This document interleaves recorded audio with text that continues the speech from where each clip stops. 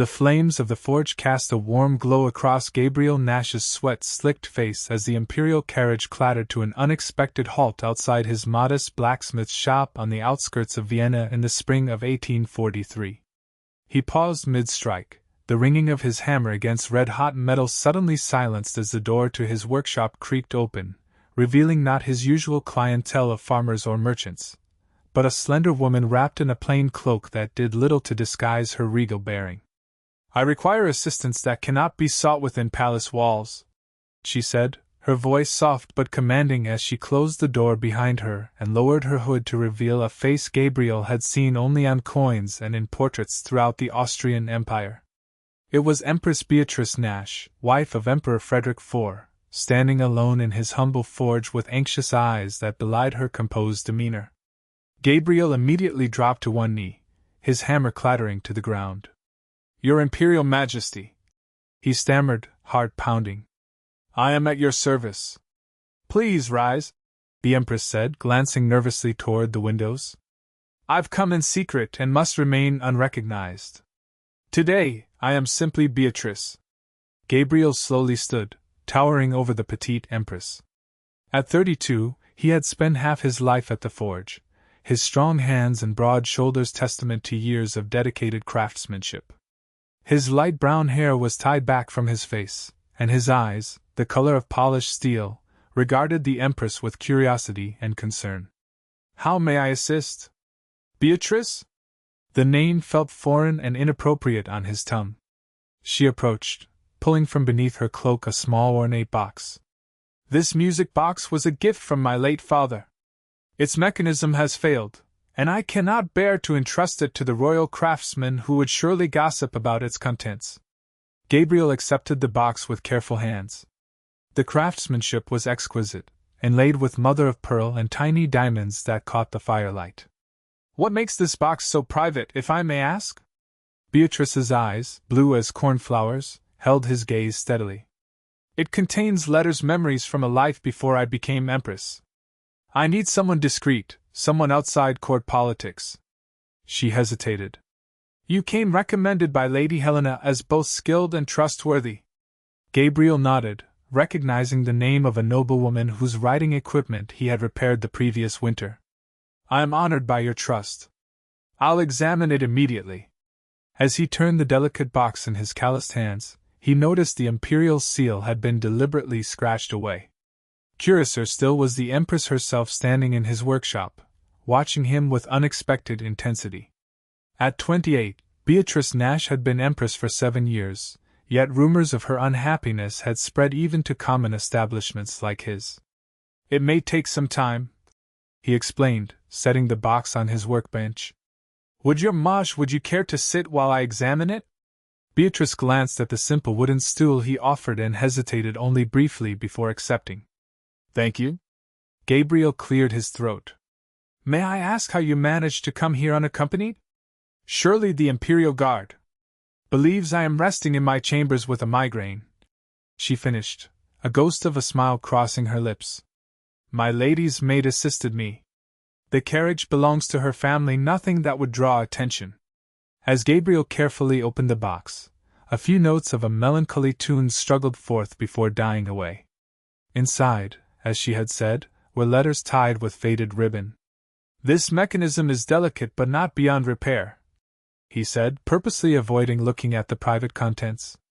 "How long will it take?" Beatrice asked, leaning forward slightly.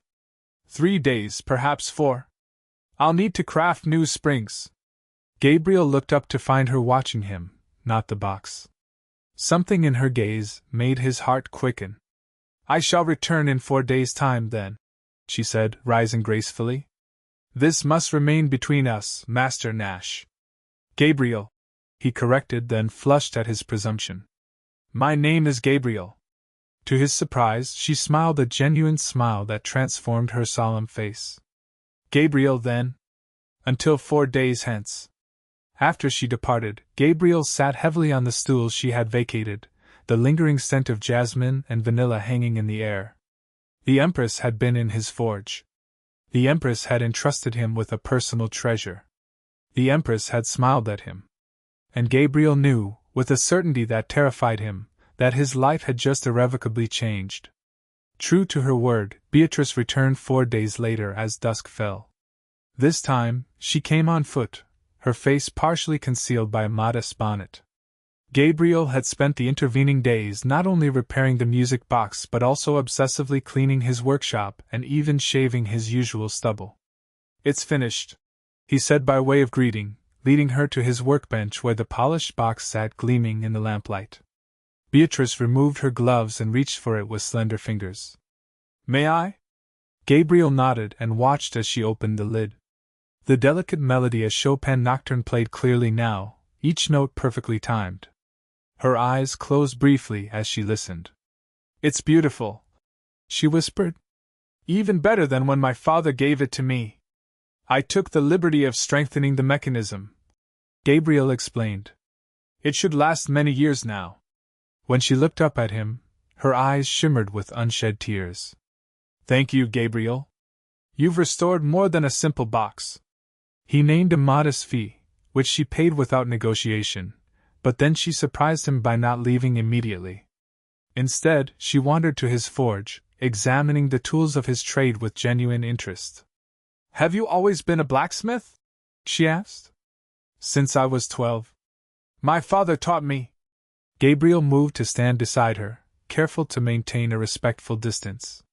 "He crafted ironwork for some of Vienna's finest buildings." "And what do you craft, besides repairs for wayward empresses?"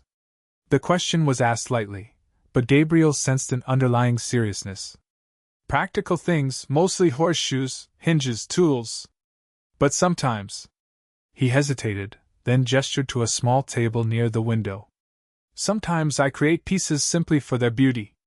On the table sat several small sculptures, a delicate iron rose with copper-dipped petals, a falcon in mid-flight, and a miniature chest set with pieces fashioned as historical figures. Beatrice approached them with evident delight. "These are extraordinary," she exclaimed, lifting the rose. "Such artistry from such unyielding material." Gabriel felt heat rise to his face that had nothing to do with the nearby forge. "Metal isn't unyielding, not really. It simply requires patience and understanding. Heat it properly, and it will become whatever you wish it to be. Unlike people," Beatrice murmured, setting down the rose. "We rarely have the freedom to transform ourselves." The words hung heavy between them, laden with meaning Gabriel dared not interpret. But her eyes, when they met his, conveyed a loneliness he recognized from his own solitary existence. "Would you show me how you create these?" she asked suddenly. "Now?" Gabriel blinked in surprise. "Unless you have other commitments this evening?" He should refuse. He should politely remind her of her station and his, of the impropriety of an empress lingering in a blacksmith's forge after dark. Instead, he found himself stoking the fire and selecting a small rod of iron. For the next hour, Gabriel demonstrated his craft while Beatrice watched, entranced. He explained each step as he heated, hammered, and shaped the metal into a small crescent moon. When he offered it to her, still warm, her fingers brushed his palm as she accepted it. "A token to remember this unusual evening," he said. Beatrice closed her hand around the moon. "I doubt I could forget it if I tried." She glanced toward the door, her expression clouding. "I must return before my absence is noted." Gabriel nodded, suddenly aware of how quickly time had passed. "Of course." At the door, she paused. "I find myself in need of other repairs from time to time. Might I call upon your services again?" The proper response would have been to direct her to the royal craftsman. The safe response would have been to claim he was too busy. Instead, Gabriel heard himself say, "My forge is always open to you, Empress." "Beatrice," she corrected softly. "When we are alone, I am simply Beatrice." After she left, Gabriel extinguished his forge and stepped outside into the cool night air, breathing deeply as he tried to steady his racing heart. The moon hung low in the sky, a perfect crescent, just like the one he had crafted for her. He should feel honored by the royal visit, perhaps even amused by the Empress's curiosity about his common trade. Instead, he felt unsettled, as though something momentous had begun, something as dangerous as it was thrilling. Gabriel was right to be concerned. Over the following weeks, Beatrice found increasingly creative excuses to visit his forge. A damaged locket. A bent candelabra. A decorative fire poker that needed straightening. Each item could have been easily repaired by palace staff, yet she brought them to him, arriving in disguise during quiet hours. And each time, she stayed longer than necessary, watching him work, asking questions about his life, sharing carefully edited stories of her own. He learned she had been born to minor nobility, that she loved music and history, that she had once dreamed of studying art in Paris before her marriage was arranged at 16. "Did you never wish to marry?" she asked during her 5th visit, perched on the stool that had somehow become her place in his workshop. Gabriel tapped his hammer thoughtfully against the anvil before answering. "Once. There was a merchant's daughter, Elizabeth. We were to wed when I established my own forge. What happened? She found my prospects insufficient and married a banker instead." He shrugged, feigning indifference to a wound that had long since healed. "It was for the best. I prefer my solitude. Do you?" Beatrice's gaze was penetrating. "Or have you simply grown accustomed to it?" The question struck too close to truths Gabriel preferred not to examine. He changed the subject, asking instead about the palace gardens she had mentioned enjoying during previous conversations. As spring yielded to summer, their meetings acquired a rhythm. Gabriel began creating small gifts for her: an iron bookmark, a delicate hairpin, a tiny sundial. She, in turn, brought him books of poetry and art she thought might inspire his work. They were careful never to acknowledge the growing current between them, the way their hands sometimes lingered when passing tools or the way their conversations increasingly revealed vulnerabilities either shared with others. It was during a particularly warm evening in July that everything changed. Beatrice arrived unexpectedly, her face drawn and pale beneath her bonnet. "I shouldn't have come," she said as soon as the door closed behind her. "But I couldn't bear another minute inside those walls today." Gabriel set aside the horseshoe he'd been shaping. "What's happened?" "The Emperor has decreed we shall host a grand ball to celebrate the visit of the Russian envoy." Her voice was tight with controlled emotion. 2 weeks hence, I am to play the perfect hostess while he conducts negotiations that will likely send more young men to die in border disputes." She paced the length of his workshop, her usual composure fractured. "I spent the afternoon reviewing guest lists while reports of starving children in the outer provinces sat unopened on my desk. I am permitted to organize charity but forbidden to speak on matters of actual policy." Gabriel had never heard her criticize her position so openly. "I'm sorry," he said inadequately. "No, I'm sorry." Beatrice stopped pacing and pressed her hands to her face. "I shouldn't burden you with imperial frustrations. If not me, then who?" The words escaped before Gabriel could consider their implications. "I mean, you mentioned once that you have few people with whom you can speak freely." She lowered her hands, her expression softening. "That's true. You've become important to me, Gabriel. Perhaps too important." The admission hung between them, dangerous and exhilarating. He should step back, remind her of their respective places in society, preserve the safe distance they had maintained despite their growing friendship. Instead, he crossed the room to stand before her. "You've become important to me as well." "We cannot," she began. "I know." His voice was rough with emotion he'd been suppressing for weeks. Yet neither moved away.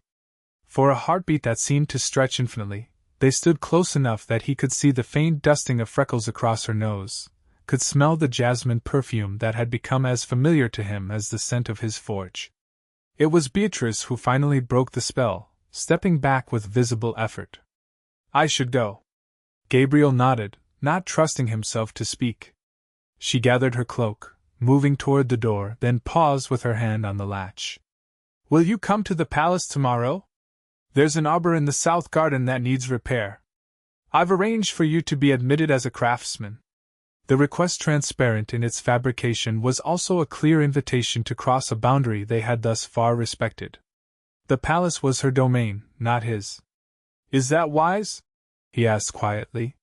Beatrice met his gaze steadily. "Probably not. Will you come anyway?" The rational part of Gabriel knew he should refuse. The palace held 100 eyes that would note his presence, his interactions with the Empress. But the thought of seeing her world, of understanding another piece of her life, was too tempting to resist. "What time shall I arrive?" The next day, Gabriel presented himself at the service entrance of Schönbrunn Palace, his tools packed neatly in a leather satchel, his best shirt and waistcoat lending him an appearance of respectability. The steward who met him was clearly skeptical of his presence but had orders to escort him to the south garden. The palace was overwhelming in its opulence, gilded ceilings, marble floors, priceless artwork adorning every wall. Gabriel felt conspicuously large and rough as he followed the steward through corridors where courtiers stared openly at the blacksmith in their midst. The south garden, when they reached it, was mercifully empty. The steward pointed to an ornate iron arbor at the far end. "That's the piece requiring attention. Her Majesty mentioned loose fittings." Gabriel nodded. "I'll examine it right away." Left alone, he approached the arbor, which was covered in climbing roses and appeared perfectly sound. He had just begun to pretend to inspect it when a side door to the garden opened, and Beatrice emerged, accompanied by a lady-in-waiting. Even from a distance, Gabriel was struck by the transformation. Gone was the woman who sat casually in his forge asking about metallurgy. In her place was the Empress, resplendent in a day dress of pale blue silk, her dark hair elaborately arranged, her posture impeccable. She crossed the garden with measured steps, nodding regally to a gardener who hastily bowed as she passed. "Master Nash?" She greeted him formally as she approached. "I trust you find our arbor reparable?" Gabriel bowed deeply. "Yes, Your Imperial Majesty. The issue appears minor." "Excellent. Lady Helena, you may leave us. I wish to discuss the repairs privately." The lady-in-waiting whom Gabriel recognized as the noblewoman who had originally recommended him curtsied. "As you wish, Your Majesty. I shall wait by the fountain." Once Lady Helena had withdrawn to a discreet distance, Beatrice's formal demeanor softened slightly. "I apologize for the pretense. I wanted you to see where you live," Gabriel finished when she hesitated. "I understand. This isn't living," she said quietly, running a gloved finger along the iron scrollwork of the arbor. "This is existing under glass, like a rare specimen preserved for display." Gabriel glanced around the meticulously maintained garden with its geometric precision. "It's beautiful. It's controlled. Every bloom, every branch, every blade of grass all arranged according to someone else's design." Beatrice sighed. "Your forge feels more alive than this entire palace." The admission stirred something in Gabriel's chest. "Is that why you keep returning? For the soot and the noise?" A small smile tugged at her lips. "For the honesty of it. For the way you create beauty through strength, not fragility." Her eyes met his. "For you." The simple declaration hung in the air between them, more intimate than any physical touch could have been. Gabriel was acutely aware of Lady Helena watching from a distance, of gardeners working nearby, of the palace windows where anyone might observe them. "Beatrice," he said softly, testing the boundary of using her name in this public setting. She glanced around, then stepped closer under the pretense of examining the arbor. "This is madness, isn't it?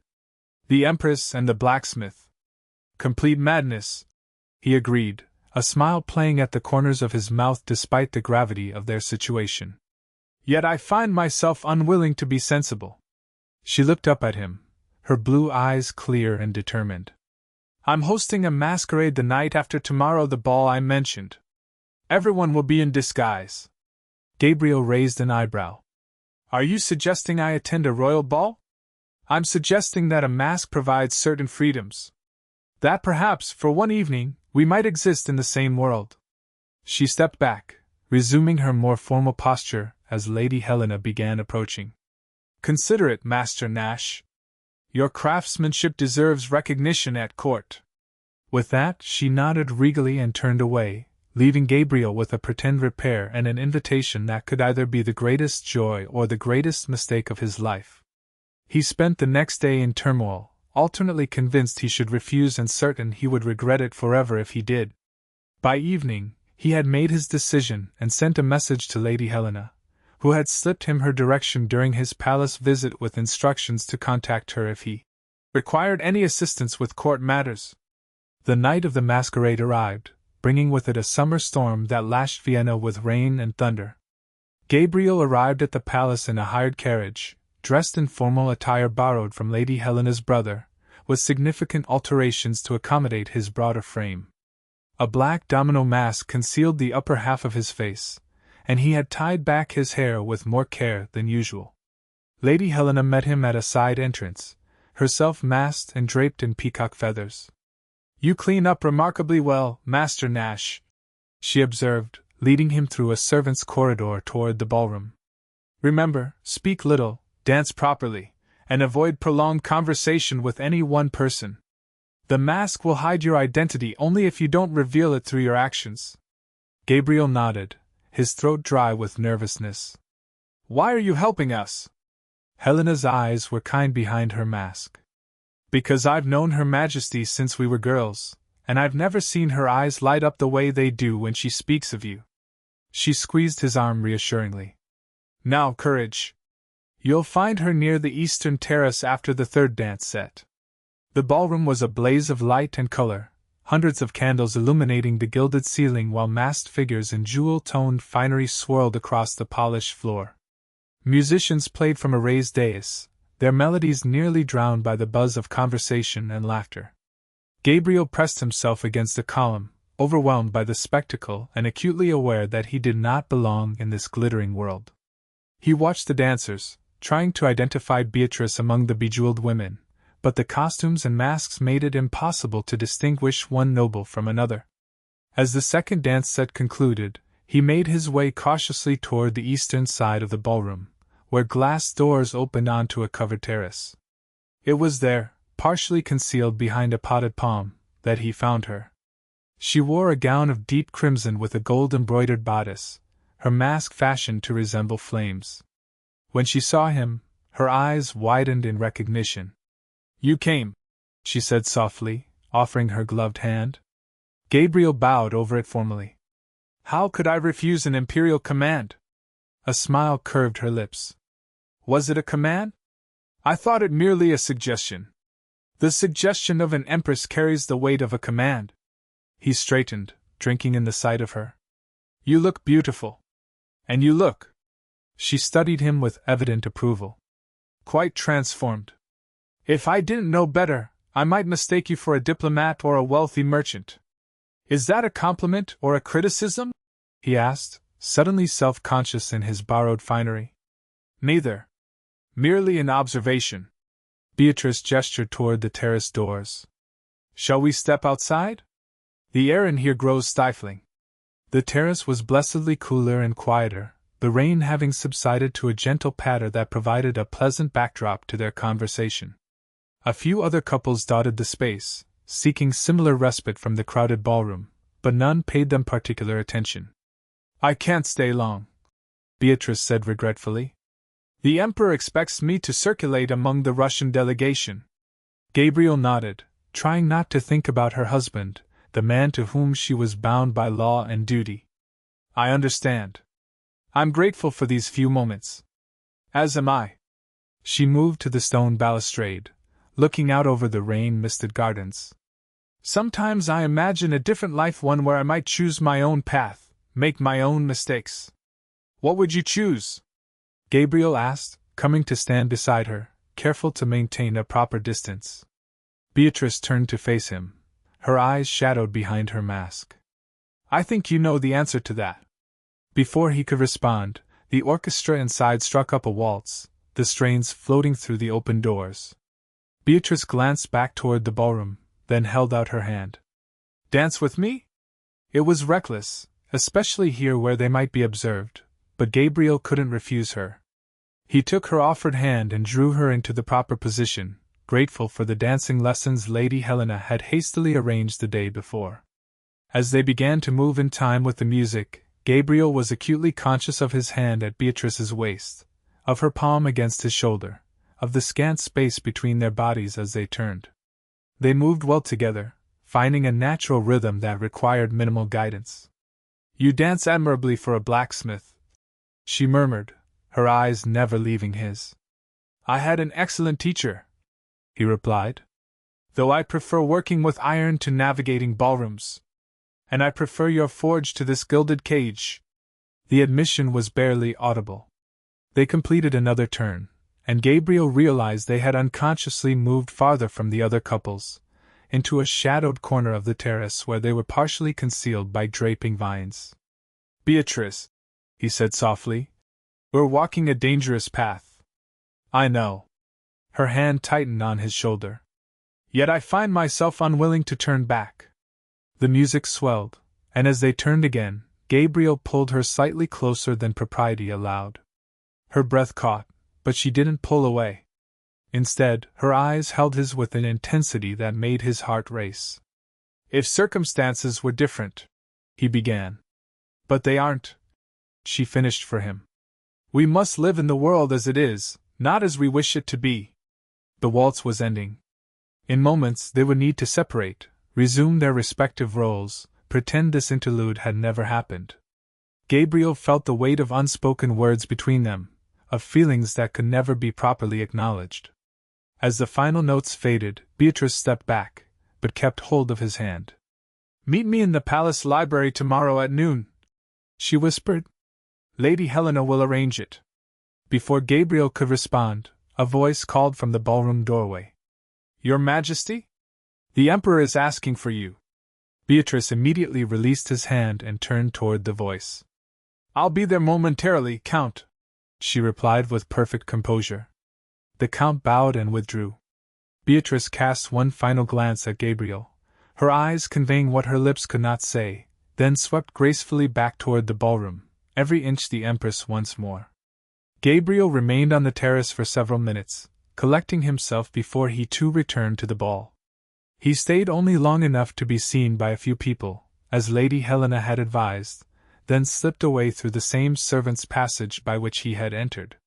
The hired carriage returned him to his modest home above the forge, where he shed the borrowed finery and lay awake until dawn, replaying every moment, every word, every look that had passed between them. He knew he should end this dangerous connection before it progressed further.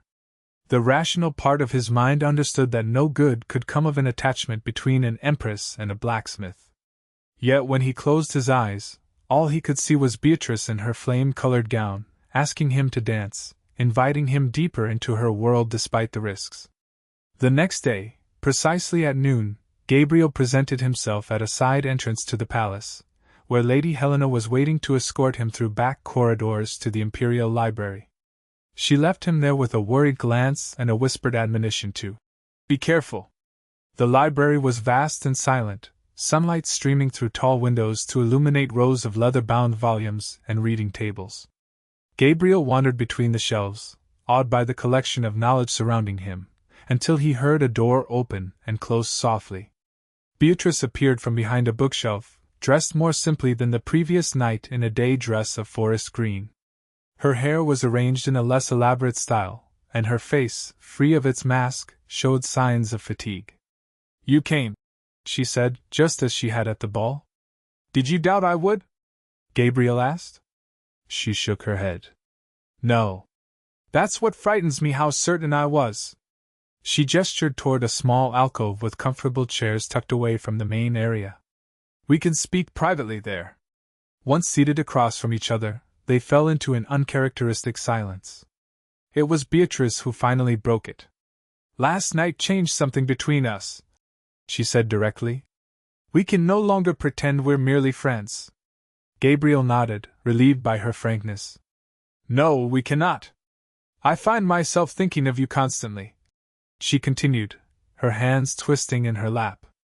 "Comparing every courtier's conversation to yours, longing for your forge when these palace walls close in around me." She looked up, her expression torn between longing and distress. "It's madness, Gabriel. I am married. I am Empress. There can be no future in these feelings." "I know." His voice was rough with emotion. "I've told myself the same 100 times. Yet here I am, unable to stay away from you, risking everything for a few stolen moments. Beatrice rose suddenly, moving to the window. The Emperor leaves for Budapest tomorrow. He'll be gone for 3 weeks on diplomatic business. Gabriel remained seated, sensing there was more she needed to say. In his absence, I retired to the summer palace at Luxembourg. It's smaller, with fewer staff, fewer prying eyes. She turned to face him. I could arrange for you to come there, ostensibly to repair some of the older ironwork. The invitation was clear in its implications. Gabriel stood slowly. Beatrice, are you certain that's wise? No, she admitted with a small laugh. It's the least wise thing I've contemplated in my entire life. But I find wisdom cold comfort these days. She crossed back to him, close enough that he could see the flecks of darker blue in her eyes. I'm not proposing we throw caution completely aside. But I need time with you. Real time, not these fragmented moments snatched between duties. Gabriel knew he should refuse. For her sake, for her reputation, for the stability of the empire she represented. Instead, he found himself asking, when should I come? 2 days later, Gabriel loaded his tools into a rented wagon and set out for Luxembourg Castle, a mere hour's journey from Vienna. The official request for his services had come through proper channels. The castle steward required repairs to several wrought iron gates and railings in advance of a diplomatic visit later in the summer. The summer palace was indeed smaller than Schönbrunn, though still grand by any common standard. Surrounded by extensive gardens and a lake, it offered more privacy and a less formal atmosphere. Gabriel was assigned quarters in the craftsman's wing and given a tour of the areas requiring his attention. He saw nothing of Beatrice that first day, understanding the need for discretion. It was only on the second morning, as he worked on an ornate gate leading to a secluded garden, that she appeared on the path, accompanied by Lady Helena and another lady-in-waiting. The craftsmanship appears excellent, Master Nash, she said formally as the small party approached. I'm pleased we secured your services. Gabriel bowed deeply. Your Imperial Majesty honors me with your approval. Beatrice turned to her companions. Ladies, you may continue your walk. I wish to discuss the design of the new garden fencing with Master Nash. The ladies curtsied and moved on, though Lady Helena cast a meaningful glance at Gabriel before they departed.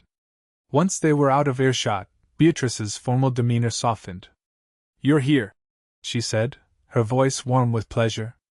As requested, Gabriel replied, drinking in the sight of her in the morning sunlight. She wore a simpler gown than her usual court attire, and her hair was arranged in a less elaborate style that suited her delicate features. Can you break away from your work this afternoon? She asked. There's a place I'd like to show you away from curious eyes. Gabriel nodded. I'll have completed this gate by midday. Meet me by the small boathouse at 2 o'clock. Beatrice glanced in the direction her ladies had gone. I must rejoin them before they wonder at my delay. She departed with a last lingering look, leaving Gabriel to return to his work with renewed purpose. The morning passed quickly, and by the appointed hour, he had changed into clean clothes and made his way to the boathouse she had mentioned. Beatrice was waiting alone, a wide-brimmed hat shading her face from the summer sun. You found it, she said with evident pleasure. It wasn't difficult, Gabriel replied, looking around. But should you be here unaccompanied? I've dismissed my ladies for the afternoon. Everyone believes I'm resting with a book. She gestured toward a small rowboat tied at the dock. I thought we might go out on the lake. There's an island in the center with a folly where the Empress Elizabeth used to read. It's quite private. Gabriel raised an eyebrow. Can you row? Beatrice laughed, a light, musical sound he had rarely heard from her. No, but I assumed you could. Fortunately for you, I can. He helped her into the boat, hyper-aware of her hand in his, then untied the mooring rope and pushed off from the dock. The lake was calm, the afternoon warm but not unpleasant. Gabriel rowed with steady strokes while Beatrice trailed her fingers in the water, her expression more relaxed than he had ever seen it. This feels like freedom, she said after a while. No courtiers, no protocol, no constant awareness of being watched. Is it always so oppressive? Gabriel asked. Beatrice considered the question. Not always. There are compensations, the ability to support causes I believe in, to influence policy in subtle ways, to ensure certain voices are heard. She sighed. But yes, there is a weight to it that never fully lifts. They reached the small island, where a classical-style folly stood among carefully tended trees. Gabriel secured the boat and helped Beatrice ashore, his hand lingering on hers perhaps longer than necessary. The folly was a simple structure, a circular colonnade supporting a domed roof, with stone benches inside offering views across the lake. Beatrice settled on one, removing her hat and setting it aside. No one can see us here, she said, patting the space beside her. We're hidden by the trees from the shore. Gabriel sat next to her, careful to maintain a respectful distance despite her assurance of privacy. Tell me about your life before you became Empress, he said. You've mentioned your father and your interest in art, but little else. So Beatrice spoke of her childhood in a country estate, of her mother who died when she was 12, of her dreams of traveling to Italy to study great paintings. She described the shock of learning, at 16, that she had been selected as a suitable bride for the future emperor, then Crown Prince Frederick. I barely knew him, she admitted. We met 3 times before our wedding, always surrounded by advisors and family. He was kind but distant, 20 years my senior, and already set in his ways. And now? Gabriel asked carefully. Beatrice looked out across the lake. Now we occupy separate worlds within the same palace. He has his duties, his interests, his companions. I have mine. She turned back to Gabriel. We maintain appearances. We respect each other. But there is no love between us, if that's what you're asking. The admission hung in the air between them. Gabriel knew he should feel relieved, yet the situation was no less impossible regardless of the Emperor's affections. And what of you? Beatrice asked. You've told me of your craft, your father, but little of your heart. Gabriel smiled wryly. My heart has been safely occupied with iron and steel until recently. And now? Her voice was soft, her eyes intent on his face. Now I find myself thinking of things I have no right to contemplate. He met her gaze directly. Of an impossible future with an impossible woman. Beatrice moved closer, eliminating the careful space he had maintained. Perhaps we shouldn't speak of futures at all, she suggested. Perhaps we should simply exist in this moment, here on this island where no one can see us, where titles and stations hold no meaning. Her face was tilted up toward his, her meaning unmistakable. Gabriel knew he stood at a crossroads, one path leading back to safety, to propriety, to the life he had always known, the other leading into uncharted territory with consequences he could scarcely imagine.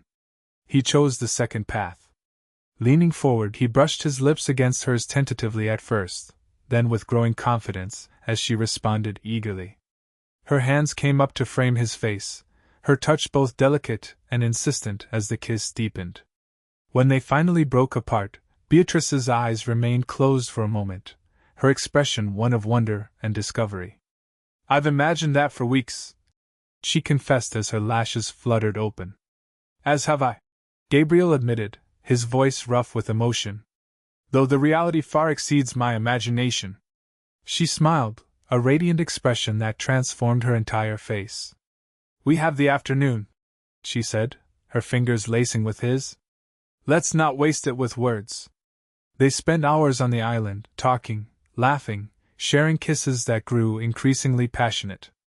Gabriel marveled at the transformation in Beatrice. Gone was the formal, restrained empress, replaced by a vibrant, curious woman whose laughter came easily and whose touch ignited fires within him. As the sun began its descent, casting long shadows across the lake, reality intruded on their idyll. I must return before dinner, Beatrice said reluctantly. Questions will be asked if I'm absent. Gabriel nodded, helping her to her feet. When can I see you again? Tomorrow?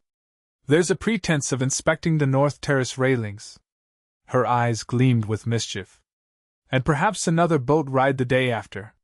For the next 2 weeks, They established a pattern, Gabriel working openly on the various ironwork repairs throughout the palace grounds while finding opportunities to meet Beatrice in secluded corners of the estate. They rode in the early mornings when few others were about, picnicked on the island, walked in remote parts of the extensive gardens. Each encounter deepened their connection.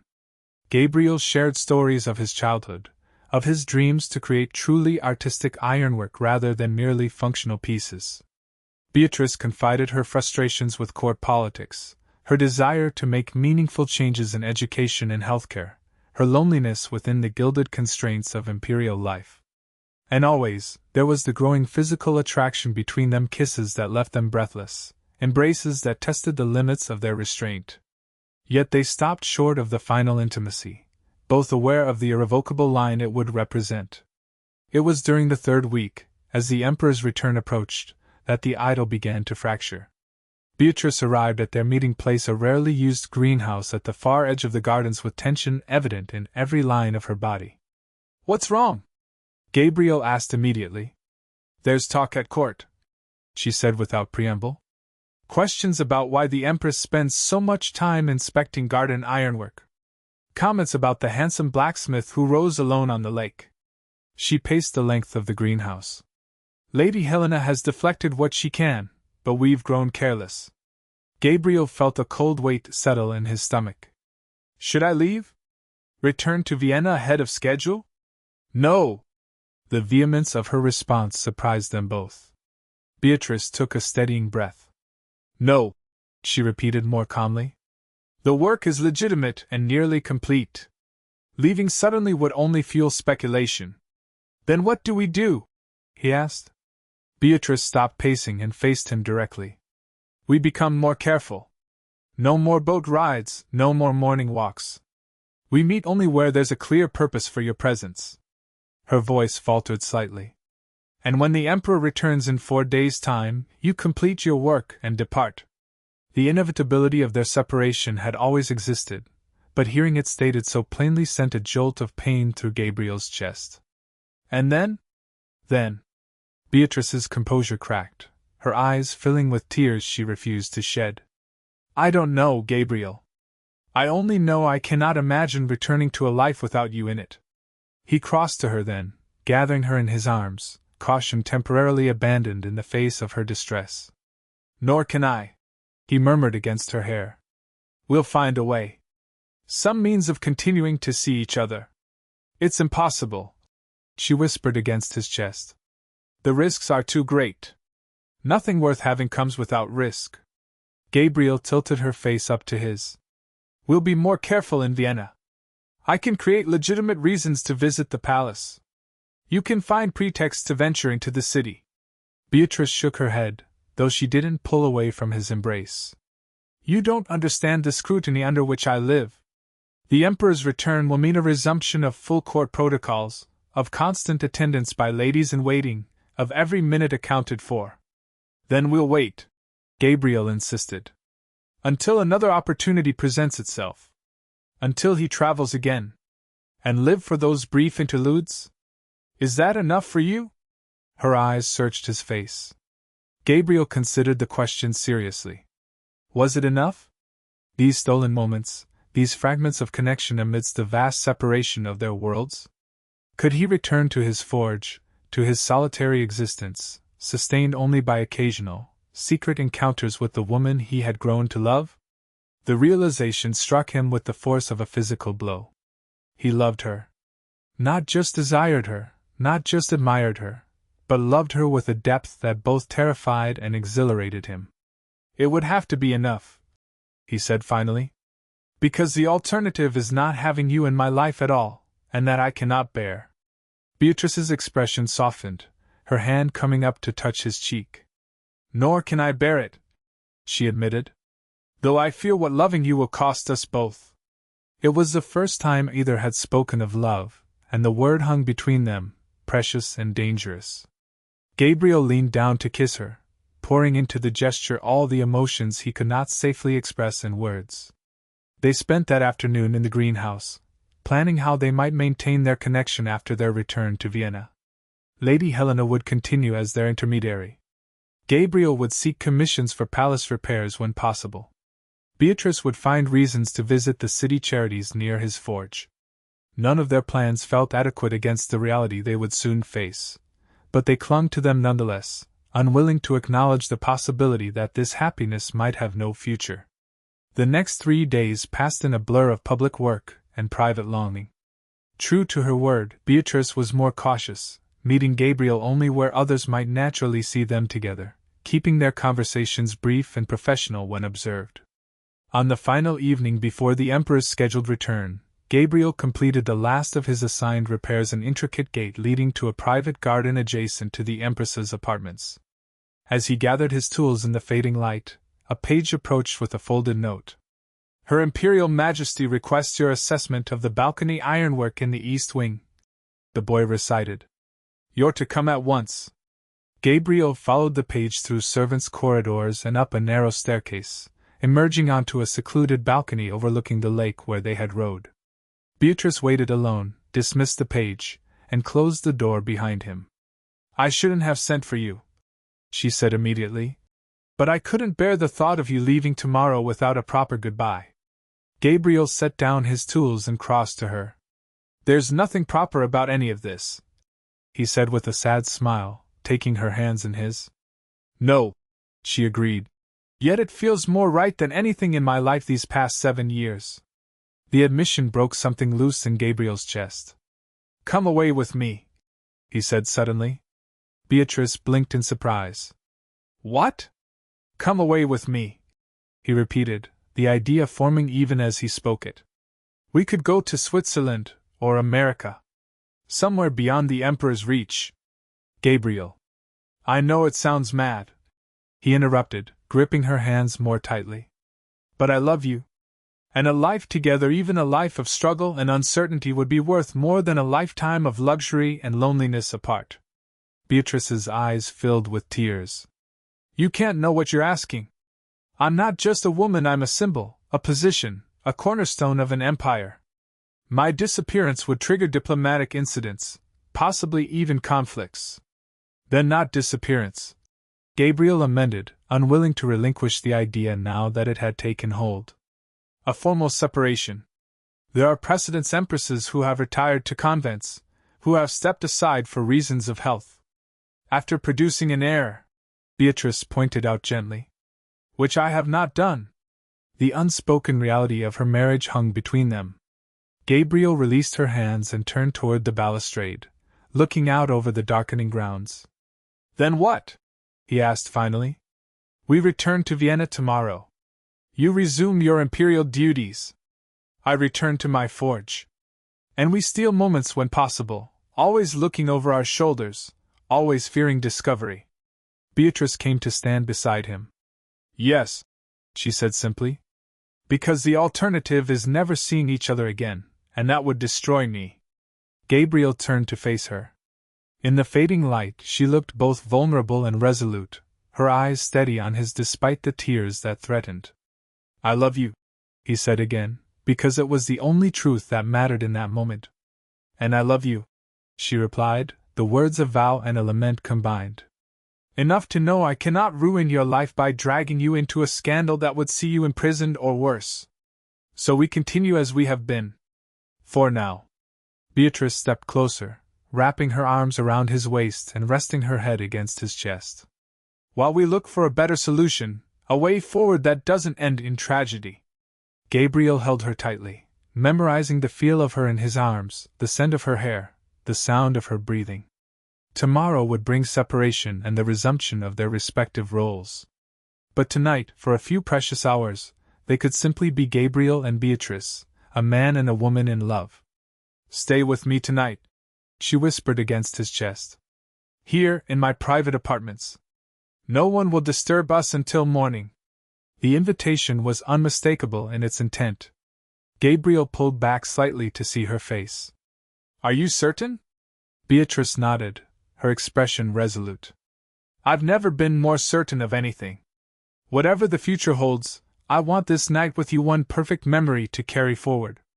Hand in hand, they left the balcony, entering the Empress's private chambers, a suite of rooms decorated in soft blues and silvers, more intimate and personal than Gabriel had expected of royal apartments. In the gentle light of candles, they came together with a tenderness born of deep feeling rather than mere passion. Gabriel's calloused hands, so skilled at shaping unyielding metal, proved equally adept at drawing sighs of pleasure from Beatrice's lips. And she, raised to imperial dignity, abandoned all restraint in the circle of his arms. Afterward, as they lay entwined in her bed, Beatrice traced the contours of his face as though committing them to memory. "I never imagined loving someone like this," she confessed. "When I was a girl, love was just a concept from poetry and paintings, something distant and idealized. And now?" Gabriel prompted, catching her hand and pressing a kiss to her palm. "Now I understand that real love is both simpler and more complex than art suggests." She smiled softly. "Simpler because it feels as natural as breathing, and more complex because it exists alongside duty and reality rather than in some romantic fantasy." Gabriel understood. Their love, powerful as it was, could not exist in isolation from the world that had shaped them both, his world of honest labor and simple living, hers of imperial responsibility and public duty. "Whatever happens," he promised, "this isn't an ending. It's a beginning we'll have to write carefully, one page at a time." They slept little that night, reluctant to surrender even a moment of their time together to unconsciousness. As dawn approached, Gabriel reluctantly rose and dressed, knowing he must return to his assigned quarters before the palace servants began their day. At the door to her chambers, they shared a final, lingering kiss. "I'll see you in Vienna," Beatrice whispered. "This is not goodbye."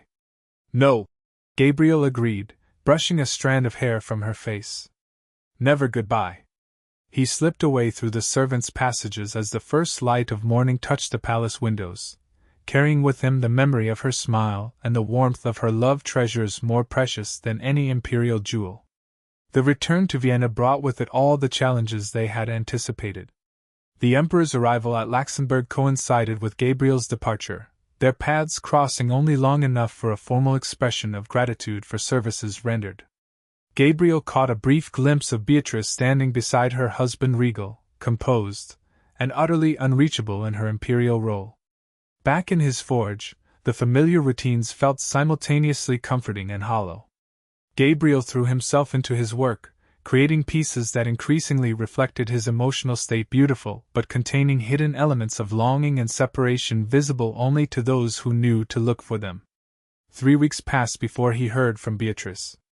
Lady Helena arrived at his forge one evening with a commission for a decorative fire screen, ostensibly for her own home. Hidden within the formal request was a note in Beatrice's hand. "The palace gardens are open to the public on Sunday afternoons. The rose arbor needs inspection at 3 o'clock. And so began a new pattern. Every few weeks, Gabriel would receive a commission or repair request that provided a legitimate reason for his presence at court or in proximity to the Empress. Their meetings were brief, often under the guise of discussing metalwork, but each moment was precious. Occasionally, when the Emperor traveled, Beatrice would slip away to Gabriel's forge in disguise, spending an hour or two in the simple happiness of watching him work or talking without constant fear of observation. These visits were Gabriel's greatest joy and his greatest terror, joy in having her in his private space, terror at the risk she took to be there. Months passed in this manner, their love deepening even as the constraints around it tightened. Court gossip occasionally touched on the Empress's interest in architectural metalwork, but Lady Helena skillfully redirected such talk, and Beatrice was careful to patronize other artisans as well to avoid focusing attention solely on Gabriel. It was in the spring of 1844, nearly a year after their first meeting, that their careful balance began to shift. The Emperor announced plans for an extended diplomatic tour of the German states, to be gone for 2 months, the longest absence since Gabriel had known Beatrice. 2 months, she repeated wonderingly when they met briefly in a palace antechamber, ostensibly discussing repairs to a chandelier. "We've never had so much time." Gabriel nodded, keeping his expression neutral for the benefit of the footman standing discreetly by the door. "The work on the chandelier should be completed well before His Majesty's return," he said formally. But his eyes conveyed a different message: 2 months of possibilities. 2 months to love each other without constant fear of the Emperor's presence. They made careful plans. Beatrice would remain primarily at Schönbrunn, maintaining her official duties, but would arrange more frequent inspections of city properties that required her presence in Vienna proper. Gabriel took a commission for an elaborate gate for a city garden, providing a reason for regular meetings to discuss progress. For 6 weeks, they navigated this delicate balance, never truly free, always watched to some degree, but finding more moments together than they had dared hope for. They walked in public gardens, Gabriel a respectful distance behind the Empress and her ladies, exchanging glances rather than words. They met in his forge late in evenings, when Beatrice could slip away under cover of darkness. Once, boldly, they attended the opera separately but sat where they could see each other across the theater, sharing a performance while apart. It was during the 7th week of the Emperor's absence that their careful world began to unravel. Gabriel was working late in his forge when Lady Helena arrived unannounced, her face pale with worry. "You must come quickly," she said without preamble. "The Empress has collapsed." Gabriel's heart stuttered. "What happened?" "Is she?" "She's conscious now, but weak. The court physician has been called." Helena wrung her hands. "She's asking for you." "That's impossible," Gabriel protested, even as he reached for his coat. "I can't simply appear at her bedside." "No, but you can come as a craftsman delivering an item she commissioned. I've brought a carriage." Helena's expression was grim. "Gabriel," she was adamant. "She said it was urgent that she speak with you tonight." They rode in tense silence through the darkened streets of Vienna to the palace, where Helena led him through servants' passages to a small antechamber adjacent to the Empress's bedroom. A lady-in-waiting he recognized as one of Beatrice's trusted companions stood guard at the door. "The physician has just left," she informed them. "Her Majesty is to rest, but she insisted on seeing Master Nash about the delivery." Gabriel entered the dimly lit bedroom with his heart in his throat. Beatrice lay propped against pillows, her face pale but composed. She dismissed her remaining attendant with a quiet word, and once the door closed, held out her hand to Gabriel. "Forgive the dramatics," she said as he approached the bed. "But I needed to see you immediately, and illness provides certain privileges even an empress rarely enjoys." Gabriel took her hand, alarmed by the coolness of her skin. "What's happened? Are you truly ill?" A complicated expression crossed Beatrice's face, fear, joy, uncertainty all mingled together. "Not ill, exactly." She took a deep breath. "Gabriel, on with child." The words hit him like a physical blow. He sank onto the edge of the bed, still clutching her hand. "You're certain?" She nodded. "The physician confirmed it today, though I've suspected for weeks. He believes I'm approximately 3 months along." Gabriel did the calculation quickly. "Luxembourg," he said softly. "Our night together." "Yes." Beatrice's free hand moved to rest on her still flat stomach. "Our child grows inside me." The wonder of this realization collided with the gravity of their situation. Gabriel's joy at the thought of their child was immediately tempered by the immense danger this development represented. "The Emperor returns in less than 2 weeks," he said, his mind racing. "Will he believe the child is his?" Beatrice completed the thought. "Possibly. We have separate chambers but still maintain appearances. Occasionally he—" She looked away briefly. "It's not impossible that he would accept the child as his own." The implication that the Emperor still occasionally visited his wife's bed sent a stab of jealousy through Gabriel, that he immediately suppressed as unworthy. "Then perhaps that's the safest course," he said carefully. "For the child to be raised as the imperial heir." Beatrice's eyes flashed. "Raised never knowing his true father? Raised to inherit a position he has no blood right to?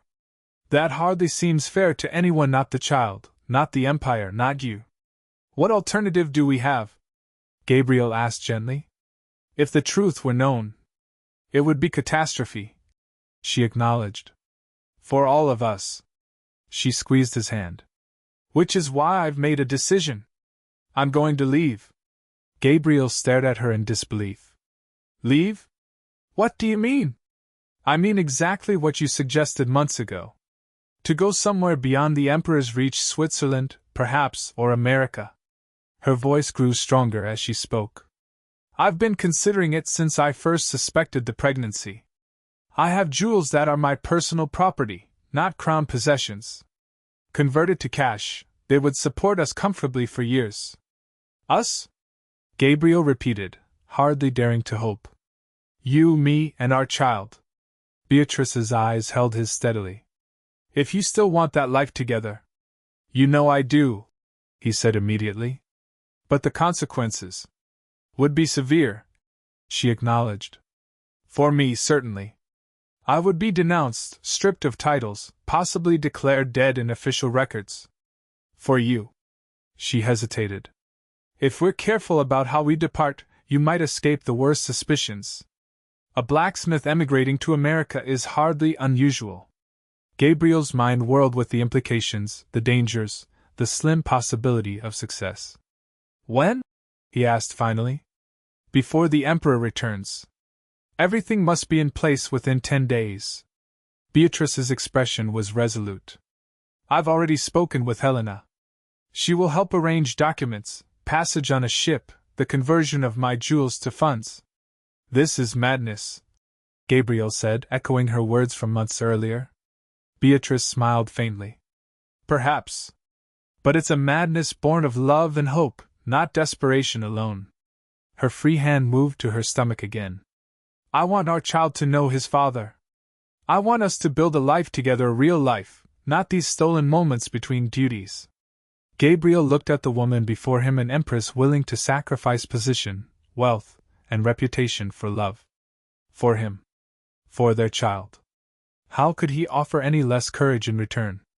Then we go together, he said firmly. In 10 days' time. The next week passed in a flurry of secret preparations. Lady Helena proved invaluable, using her connections to secure passage on a merchant vessel bound for New York and obtaining the necessary documentation for Mr. and Mrs. Gabriel Nash to emigrate. Gabriel quietly liquidated his modest business, telling neighbors he had accepted a commission in Switzerland. Beatrice, meanwhile, maintained her public schedule while secretly selecting which few personal possessions she could take. She wrote letters to be delivered after her departure, one to the Emperor explaining her decision in terms of personal unhappiness rather than revealing the truth about Gabriel, and another to her closest childhood friend entrusting her with certain charitable works the Empress had overseen. The plan was set. Gabriel would depart Vienna first, traveling to Trieste where he would secure accommodations and wait for Beatrice. She would leave the palace for her usual morning ride, but instead of returning, would travel by prearranged coaches to meet him. From Trieste they would board the merchant vessel bound for America and begin their new life. On the night before his departure, Gabriel stood in his emptied forge for the last time. The familiar tools were packed, the few personal possessions he valued loaded into crates. Tomorrow, he would leave behind the only life he had ever known for an uncertain future with the woman he loved. A soft knock at the door startled him from his thoughts. Opening it cautiously, he was shocked to find Beatrice standing alone on his threshold, wrapped in a plain cloak, her face partially concealed by its hood. "What are you doing here?" he hissed, pulling her quickly inside. "It's too dangerous this close to our departure. I couldn't let you leave without saying goodbye," she said, pushing back her hood. "Without making sure, one last time, that you're certain about this path we're taking." Gabriel cupped her face in his hands. "I've never been more certain of anything. Even knowing you're giving up your home, your trade, your country? Home is where you are," he said simply. "My trade can be practiced anywhere. And countries are just lines on maps, they matter far less than the people we love." Tears filled Beatrice's eyes. "I don't deserve such devotion. You deserve far more." Gabriel kissed her gently. "In 2 days' time, we'll be together properly. No more hiding, no more fear." Beatrice nodded, composing herself with visible effort. "I should go. Helena is waiting with the carriage." She reached into her cloak and withdrew a small package. "But first, I brought you something." Gabriel unwrapped the cloth to reveal a miniature portrait of Beatrice, not in her imperial finery but dressed simply, her hair loose around her shoulders, her expression relaxed and happy. It was how she looked in private moments with him, not how the world knew her. "To carry with you until we meet again," she explained. "A promise of the future." Gabriel tucked the portrait carefully into his inner coat pocket, next to his heart. "I'll see you in Trieste," he said, kissing her one final time before reluctantly opening the door to check that the street was clear. Finding no one about, he ushered her quickly to where Lady Helena waited with a small carriage. "Safe journey," Beatrice whispered as she stepped up into the vehicle. "And you?" Gabriel replied, standing in the shadows until the carriage disappeared from view.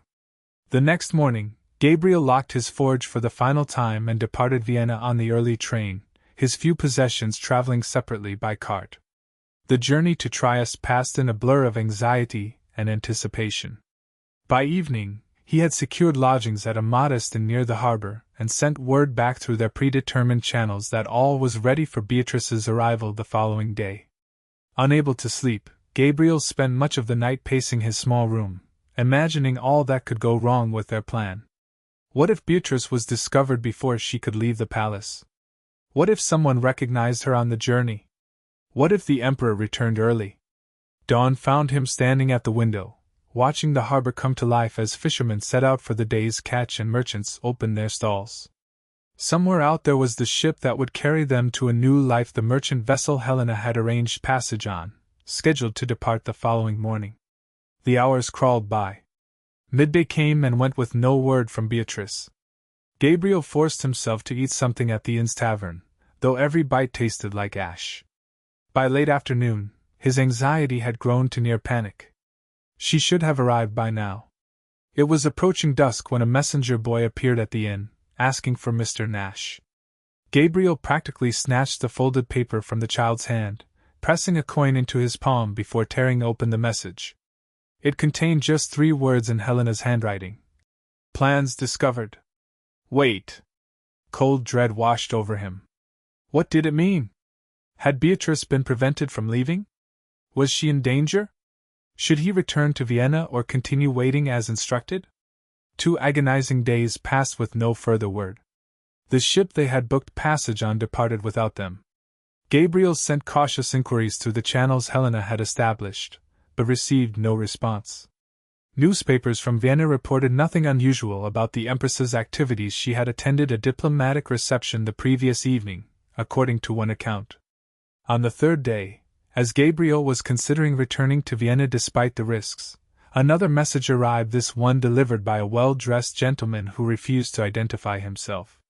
"I was asked to deliver this personally into your hands," the man said, handing Gabriel a sealed letter. "And to tell you that the original plan has changed, but not the destination." The letter was in Beatrice's handwriting. "My dearest Gabriel, disaster was narrowly averted. One of my ladies, not Helena, grew suspicious of my preparations and reported her concerns. I was questioned about my intentions, though your name was never mentioned.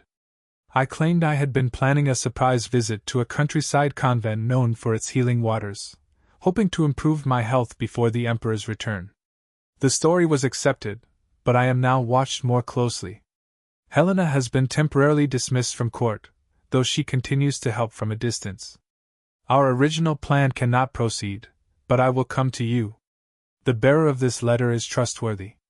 He will arrange new passage for us in 1 week's time. Until then, remain where you are and tell no one of our intentions. All my love. B. P.S. Our little one makes his presence known more each day. I feel him moving within me, a miracle that sustains my courage." Gabriel read the letter 3 times, relief and renewed anxiety warring within him. Beatrice was safe, at least for now. Their plans had been discovered, but not their relationship or the true paternity of her child. There was still hope. He approached the gentleman who had delivered the message. "Do you have instructions for me?" The man nodded. "Continue your current accommodations. In 6 days, move to the Harbor View Inn and take the corner room on the 2nd floor. The following morning, be ready to depart at dawn. Bring only what you can carry yourself. And the Empress? Gabriel asked. How will she? That has been arranged, the man interrupted firmly. The less you know of those details, the safer for all concerned. With that, he departed, leaving Gabriel with renewed hope but lingering unease. For 6 more days he waited, venturing out only for meals and brief walks to maintain the appearance of a traveler enjoying Trieste before continuing his journey. On the 6th day, he checked into the Harbor View Inn as instructed and spent a restless night in the corner room, his few essential possessions packed and ready. Before dawn, he was awakened by a soft knock. Opening the door cautiously, he found a sailor in rough clothing. You Nash? The man asked in heavily accented German. Gabriel nodded. Come. Ship waits. Gathering his single bag, Gabriel followed the sailor through quiet streets to the harbor, where a small fishing boat was moored at an isolated dock. The sailor gestured for him to board, then cast off immediately, rowing them out into the harbor where a larger vessel waited, not a passenger ship, but a private yacht flying a Swiss flag. Once alongside, Gabriel climbed aboard to find the gentleman who had delivered Beatrice's letter waiting on deck. Welcome, Mr. Nash, he said formally. Your wife is below. Heart pounding, Gabriel followed him to a cabin in the stern of the yacht. The door opened to reveal Beatrice sitting on a narrow bunk, dressed in simple traveling clothes, her hair braided simply down her back. She looked up as he entered, her face lighting with joy. Gabriel, she breathed, rising somewhat awkwardly to embrace him. You came. Did you doubt I would? He asked, echoing her words from months earlier, as he held her tightly. Never, she replied, drawing back to look at him. But these past days have tested my faith in everything else. Now that he could see her properly, Gabriel noted the changes in her appearance. Her face was slightly fuller, and beneath the loose-fitting dress, the gentle swell of her belly was evident. He placed his hand reverently over the place where their child grew. He's been active this morning, Beatrice said with a smile. As though he knows we're finally beginning our journey. A discreet cough from the doorway reminded them they weren't alone. The gentleman who had escorted Gabriel gestured toward the deck. We should speak briefly before we depart. Once they were seated in the yacht's small cabin, the man introduced himself properly for the first time. I am James Wilson, formerly of the British Diplomatic Service, now retired. Lady Helena engaged my services to assist in this delicate matter. How did you arrange all this? Gabriel asked, gesturing to the yacht. And how will we proceed from here? Wilson smiled thinly. Money opens many doors, Mr. Nash, and the Empress has been quite generous. This vessel belongs to a Swiss banker who asks no questions of clients who pay well. It will take us to Marseille, where we will transfer to a larger ship bound for New York. And what of our documentation? Beatrice asked. The papers Helena arranged were for our original departure. New papers have been prepared. Wilson withdrew a leather portfolio. You are now Gabriel and Beatrice Richardson, American citizens returning home after several years in Europe. Mr. Richardson is a metallurgist who has been studying European techniques. Mrs. Richardson is expecting their first child.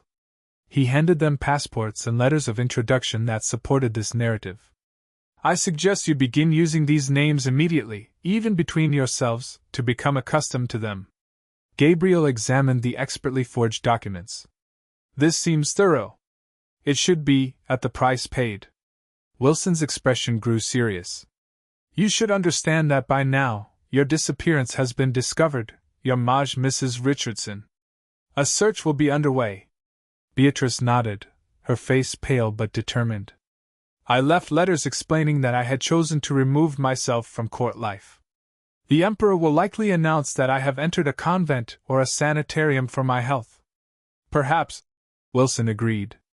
Though he may eventually declare you dead if no trace is found. It would be politically expedient. Gabriel took Beatrice's hand, squeezing it reassuringly. By then, we'll be establishing our new life in America. That is the intention, Wilson confirmed. I will accompany you as far as New York, assist in establishing your initial arrangements, and then return to Europe. After that, you will truly be on your own. As the yacht pulled away from Trieste harbor, Beatrice and Gabriel stood on deck, watching the shoreline of the empire she had ruled gradually recede. Neither spoke, each lost in private thoughts about what they were leaving behind and what uncertain future awaited them. When the coast was no more than a smudge on the horizon, Beatrice turned to Gabriel, her eyes clear and determined. "No regrets?" she said firmly. "None," he agreed, drawing her close against the sea breeze. "Our life begins now." The journey to America proved longer and more arduous than either had anticipated. From Marseille, they secured passage on a merchant vessel where their privacy was limited and conditions were far from the luxury Beatrice had known. Yet she never complained, facing each discomfort with a quiet dignity that impressed even Wilson. It was during the Atlantic crossing, as their ship battled contrary winds and rough seas, that Gabriel truly understood the depth of Beatrice's commitment to their new life. Seasick and uncomfortable as her pregnancy advanced, she nevertheless insisted on learning practical skills she had never needed as Empress: simple cooking, mending clothes, managing without servants. "I will not be a burden to you," she told Gabriel one evening as they stood at the ship's rail, watching the sunset over endless waves. "In our new life, I must be a true partner, not a helpless aristocrat." "You could never be a burden," Gabriel assured her. "But I admire your determination." After 6 weeks at sea, they finally sighted the American coast. As the skyline of New York came into view, Beatrice gripped Gabriel's hand tightly. "It's real," she whispered. "We've actually done it." They disembarked on a bright September morning in 1844, stepping onto American soil as Mr. and Mrs. Richardson. Wilson had arranged temporary lodgings in a respectable boarding house while they determined their next steps.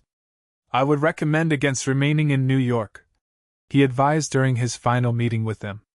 "It's an international port with too many European connections. Someone might eventually recognize the former Empress, even years from now." "We had thought to go west," Gabriel said. "I've heard of opportunities in Pennsylvania or Ohio for skilled metalworkers." Wilson nodded approvingly. "A sound plan. Smaller communities will ask fewer questions about your past." He handed Gabriel an envelope. "This contains the remainder of your funds, converted to American currency and banknotes. It's a considerable sum, enough to establish a comfortable life and business, if managed wisely." After Wilson's departure, Beatrice and Gabriel spent 2 weeks in New York, gradually adjusting to their new identities and the bustling energy of America. They purchased necessary supplies, gathered information about westward travel, and enjoyed the simple freedom of walking together openly as husband and wife. By early October, they had made their decision. They would travel to Pittsburgh, Pennsylvania, a growing industrial center where Gabriel's skills would be valued, yet far enough from the coast to provide the anonymity they sought. The journey inland was challenging, particularly for Beatrice, whose pregnancy was now in its 7th month. They traveled by riverboat where possible, by stagecoach when necessary, staying in small inns along the route. At each stop, they were simply the Richardsons, a young couple seeking opportunity in the American interior, their European accents explained by their cover story of having lived abroad.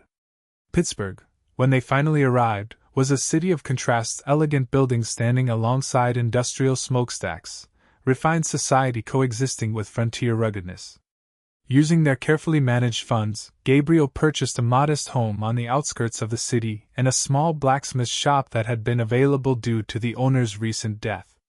As November arrived, bringing with it the first hints of winter, they began to establish their new life in earnest. Gabriel reopened the blacksmith shop, quickly earning a reputation for exceptional craftsmanship.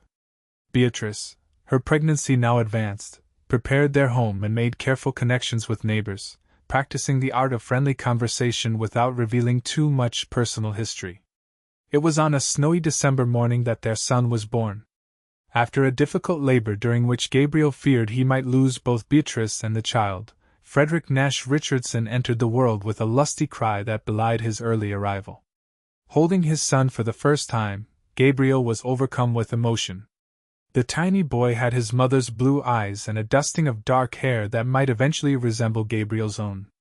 More than that, he represented everything they had sacrificed for, and everything they hoped to build a future unbound by the constraints of the world they had left behind. "He's perfect," Beatrice whispered, exhausted but radiant as she watched Gabriel cradle their child. "Our little Frederick named for the new freedom his birth represents." As the years passed, the Richardsons became respected members of their community. Gabriel's blacksmith shop evolved into a successful metalworking business specializing in decorative pieces that combined functionality with artistic merit. Beatrice, once she had recovered from Frederick's birth, established a small school in their home, teaching music, art, and European languages to the children of Pittsburgh's growing middle class. They never spoke of their past to others, though in private they maintained certain traditions from their former lives. Beatrice taught Frederick to speak German alongside English, shared stories of European history, and instilled in him an appreciation for art and music. Gabriel created iron sculptures reminiscent of those he had once made in his Vienna forge, including a special series of crescent moons that held particular significance for them both. News from Europe reached them occasionally through newspapers and travelers' accounts. They learned that Emperor Frederick had indeed announced his wife's death from a wasting illness some 2 years after their departure, eventually remarrying a German princess who bore him an heir. Lady Helena, they discovered through a carefully maintained correspondence under assumed names, had married a Swiss banker and relocated to Geneva. As Frederick grew, showing his father's aptitude for working with his hands and his mother's quick intelligence, Beatrice sometimes found herself reflecting on the extraordinary journey that had brought them to this life. "Do you ever regret it?" she asked Gabriel one evening as they sat on the porch of their home, watching their 10-year-old son constructing an elaborate fort in the garden. "Leaving everything you knew? Coming to this foreign place?" Gabriel considered the question seriously, as he always did. "I've had moments of missing Vienna, the cathedral bells, the familiar streets, the language surrounding me," he admitted. "But regret? No." He took her hand, the gesture as natural after a decade together, as it had been startling in those first furtive meetings. "Everything of true value came with me." Beatrice leaned against his shoulder, watching their son's industrious play. "Sometimes I wonder if he'll ever know the truth about who we were, about the choice we made." "Someday, perhaps, when he's old enough to understand," Gabriel said. "Though I'm not certain he would believe that his mother once ruled an empire. Or that his father crafted ironwork for emperors and kings," Beatrice added with a smile. "We've become so thoroughly American now." It was true. The passing years had softened their accents, adapted their mannerisms, integrated them into their adopted homeland. Yet beneath these outward changes, they remained Gabriel and Beatrice, the blacksmith and the empress who had risked everything for love. As twilight deepened around them, Frederick abandoned his fort building to join his parents on the porch, nestling between them with the easy confidence of a child who has never doubted his place in the world or his parents' love. "Tell me a story," he requested, as he often did at day's end. "About the old country." Beatrice and Gabriel exchanged a glance over their son's head, a look that contained all their shared history, all their secrets, all their triumph at having created this simple, precious life together. "Once," Beatrice began, her voice soft with memory, "there was a lonely empress who lived in a golden palace. And a blacksmith who worked with fire and iron," Gabriel continued. "And they found each other," Frederick added, familiar with this favorite tale though he believed it merely a fairy story his parents had invented. "And they crossed the ocean to find freedom." "Yes," Beatrice confirmed, brushing a hand over her son's dark hair. "They found freedom, and purpose, and happiness." "And they lived happily ever after?" Frederick asked sleepily, leaning more heavily against his father's side. Gabriel met Beatrice's eyes over their son's head, seeing in her gaze the same contentment that filled his own heart. "Yes," he said firmly. "They most certainly did." And in that moment, on a porch in Pittsburgh so far from the glittering ballrooms of Vienna, the former Empress Beatrice and her blacksmith knew the truth of those simple words. They had found their happily ever after not in fairy tale perfection, but in the quiet joy of a life built together, choice by choice, day by day, in love and freedom.